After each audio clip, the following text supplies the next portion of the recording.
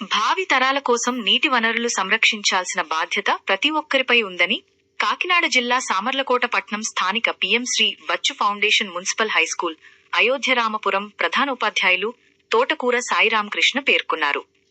జలపక్షోత్సవాల్లో భాగంగా విద్యార్థులకు డిజిటల్ బ్యానర్ల ద్వారాను ప్లకార్డులు ప్రదర్శించి నీటి వనరుల ఆవశ్యకతపై అవగాహన కల్పించారు. నీటి పొదుపు పద్ధతులను సాధారణంగా సాయిరామకృష్ణ వివరించారు. కార్యక్రమంలో టీచర్లు KG Bhavani, CH Lakshmi Durga, M Sirisha, N Haranath, Jyothi, Sivakumar, విద్యార్థులు తదితరులు పాల్గొన్నారు.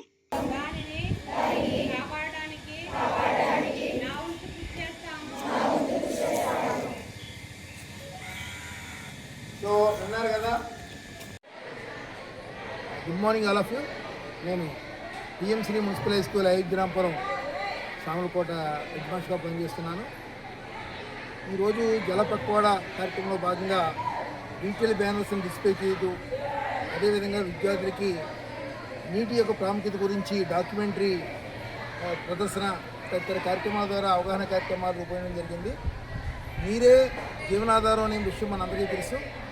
ప్రపంచంలో భూగోళంలో 70% నీరు ఉన్నప్పటికీ కూడా మనకి వినియోగంలోకి వచ్చేది 1% మాత్రమే ఉందనే విషయం మీ అందరికీ తెలుసు.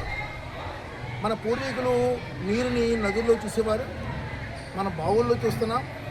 భావితరాల్లో కనుక నీటిని పొదుపు చేయకపోతే సీసాల్లో చూసేటువంటి దుస్థితి ఏర్పడుతుంది.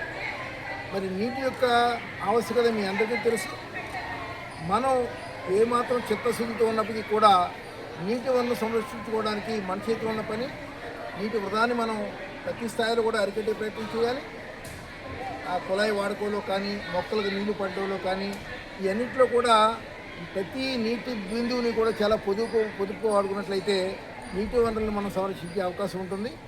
మరి ప్రభుత్వం వారు చక్కటి కార్యక్రమం విద్యార్థుల్లో అవగాహన కల్పిస్తూ నీటి వనరుల సంరక్షణకు జలపక్వాడని ఒక 15 రోజుల పాటు కార్యక్రమం రూపొందడం చాలా మంచి పరిణామం. దీన్ని మా విద్యార్థులందరినీ కూడా ప్రభుత్వం ఇచ్చిన సూచన ప్రకారంగా మేము అనేక కార్యక్రమాలు తీసుకోవడం జరుగుతుంది.